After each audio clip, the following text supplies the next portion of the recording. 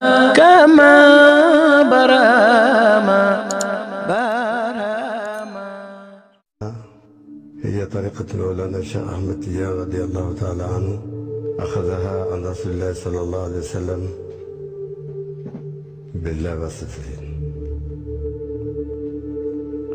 وهو رضي الله عنه كان منذ عنفوان شبابه.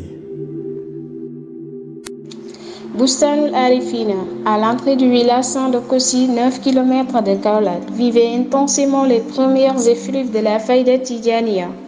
En ce mois de mai 1932, lorsque le troisième fils de Cheikh Ibrahim Niass y vit le jour, il fut baptisé du nom du fondateur de la confrérie, Cheikh Ahmed Tidjani.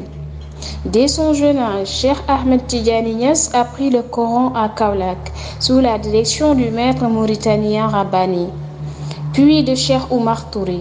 Il acheva la mémorisation de l'entièreté du livre saint à Noubaguia en Mauritanie. Il s'initia ensuite aux sciences islamiques et à la langue arabe à l'université de Médina, Kaolack, sous la direction de Cheikh Ibrahim Niass et avec la participation de Cheikh Aliou Cissé et Cheikh Amadou Thiam. Au terme d'une formation rigoureuse, il y obtient une graduation dans tous les domaines des sciences islamiques et de la littérature arabe. À l'entame de son cheminement de disciple de la Tidjaniya, il reçut son wird de Cheikh Ibrahim Niass, de même que les secrets primitifs de l'initiation spirituelle.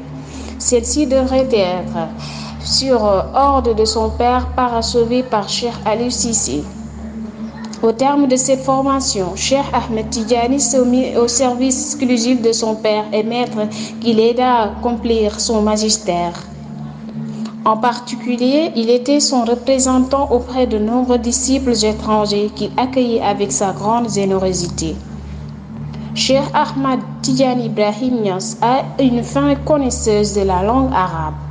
Un soufi aux états mystiques extraordinaires, un homme doué de miracles certifiés, un homme très généreux, d'une affabilité déconcertante et d'un abord facile.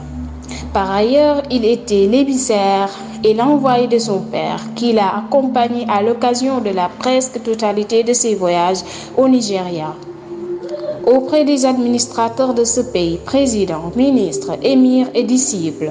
D'ailleurs, lorsque les autorités gouvernementales du Nigeria ont invité Cheikh al-Islam Ibrahim Niass pour qu'il préside la cérémonie de déclaration de l'indépendance de leur pays, alors que le Cheikh al-Islam était déjà engagé dans un cycle de conférences consacrées à l'interprétation du Saint-Coran.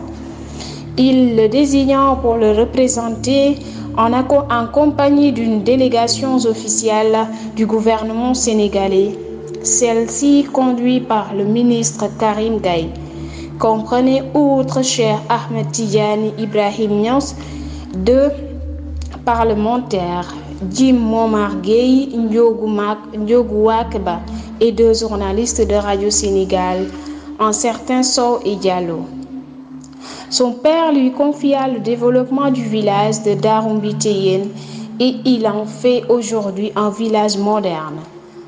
C'est autour de Darumbiteyen que, grand bâtisseur, il fonda dès 1992 une association, l'Union pour la Concorde et la Solidarité, au travers de laquelle il pratiqua de longues années durant la lutte contre la pauvreté et au-delà, le combat pour le développement économique et social.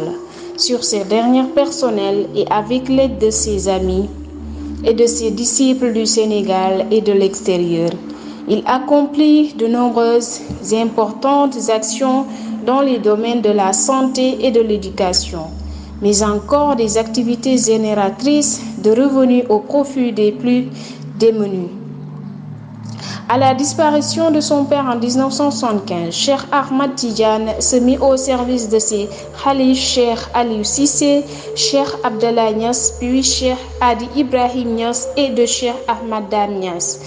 Les missions spécifiques qui lui étaient confiées portaient sur la représentation internationale et l'organisation complexe de ce qui était déjà la communauté soufie la plus nombreuse en effectif et la plus éclectique du monde.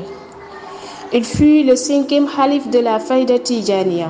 Il est l'auteur des ouvrages Zadirul Ikhwan en 1978, édité en 1996, et de Alaqtu Cheikh al-Islam El Haji Ibrahim Niass bi Nigeria, déjà traduit et adapté en langue française par le professeur Gansambelo, professeur titulaire de mathématiques à l'université Gaston Berger de Saint-Louis en 2010.